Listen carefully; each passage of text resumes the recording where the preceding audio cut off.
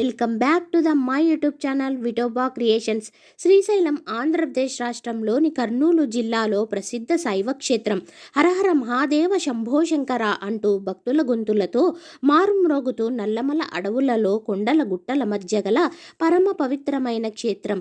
మెలికలు తిరుగుతూ లోయలు దాటుతూ దట్టమైన అరణ్యాల మధ్య భక్తజనులను బ్రోచేందుకు వెలసిన పరమేశ్వరుని దివ్యధామం శ్రీశైలం. ద్వాదశ జ్యోతిర్లింగాలలో ఒకటి. ఇక్కడ బ్రహ్మరాంబ అమ్మవారికి చాళుక్యుల కాలంలో గుడి నిర్మించినట్లు చెబుతారు.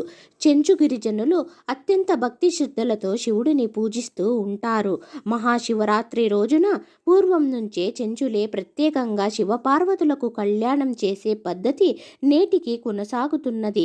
శ్రీశైలంలో వెలసిన ఈ ఆలయాన్ని దర్శించటానికి అనేక ప్రాంతాల నుండి భక్తులు తరలి వస్తుంటారు.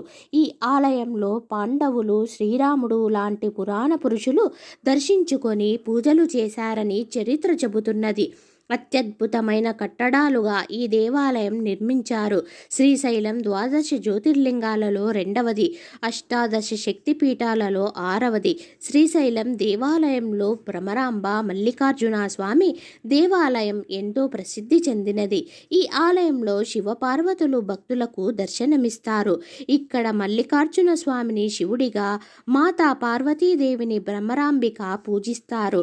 ఈ ఆలయానికి సమీపంలో గల మల్లెల తీర్థం అనే జలపాతంలో స్నానాలు ఆచరించి భ్రమరాంబిక మల్లికార్జునుల దర్శనం చేసుకుంటే పాపాలు తొలగిపోయి మోక్షం లభిస్తుందని భక్తులు భావిస్తారు.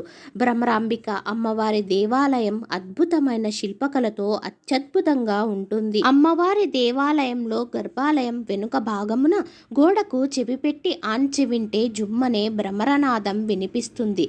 ఈసారి మీరు శ్రీశైలం వెళ్ళినప్పుడు తప్పకుండా భ్రమరనాదాన్ని వినే ప్రయత్నం చేయండి. నా ఛానల్ని కొత్తగా చూస్తున్న వాళ్ళు ప్లీజ్ లైక్ చేయండి, షేర్ చేయండి, సబ్స్క్రైబ్ చేయండి. మీరు సబ్స్క్రైబ్ చేయడం వల్ల ఇలాంటి ఇంకెన్నో ఇంట్రెస్టింగ్ వీడియోలు చేయడానికి మాకు సపోర్టివ్గా ఉంటుంది. మీరు లైక్ చేయడం వల్ల ఈ వీడియో మరికొంతమంది భక్తులకు చేరుతుంది. Please subscribe.